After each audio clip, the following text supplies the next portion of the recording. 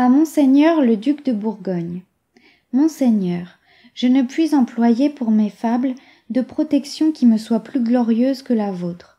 Ce goût exquis et ce jugement si solide que vous faites paraître dans toute chose au-delà d'un âge où à peine les autres princes sont-ils touchés de ce qui les environne avec le plus d'éclat.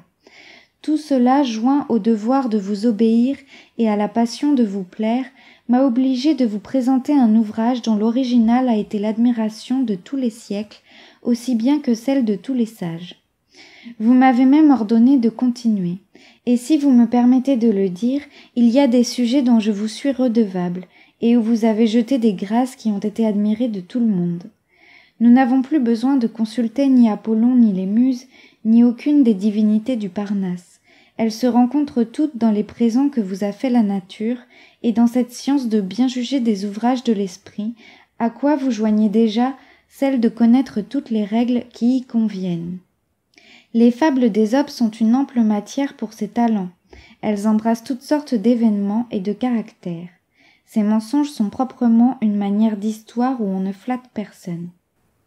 Ce ne sont pas choses de peu d'importance que ces sujets. Les animaux sont les précepteurs des hommes dans mon ouvrage. Je ne m'étendrai pas davantage là-dessus. Vous voyez mieux que moi le profit qu'on en peut tirer. Si vous vous connaissez maintenant en orateur et en poète, vous vous connaîtrez encore mieux quelques jours en bons politiques et en bons généraux d'armée. Et vous vous tromperez aussi peu au choix des personnes qu'au mérite des actions. Je ne suis pas d'un âge à espérer d'en être témoin. Il faut que je me contente de travailler sous vos ordres. L'envie de vous plaire me tiendra lieu d'une imagination que les ans ont affaiblie. Quand vous souhaiterez quelque fable, je la trouverai dans ce fond-là. Je voudrais bien que vous y puissiez trouver des louanges dignes du monarque qui fait maintenant le destin de tant de peuples et de nations, et qui rend toutes les parties du monde attentives à ses conquêtes, à ses victoires, et à la paix qui semble se rapprocher, et dont il impose les conditions avec toute la modération que peuvent souhaiter nos ennemis.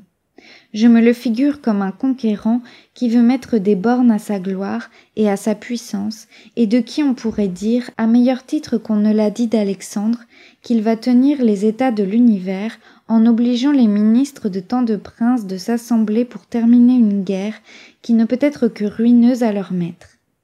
Ce sont des sujets au-dessus de nos paroles.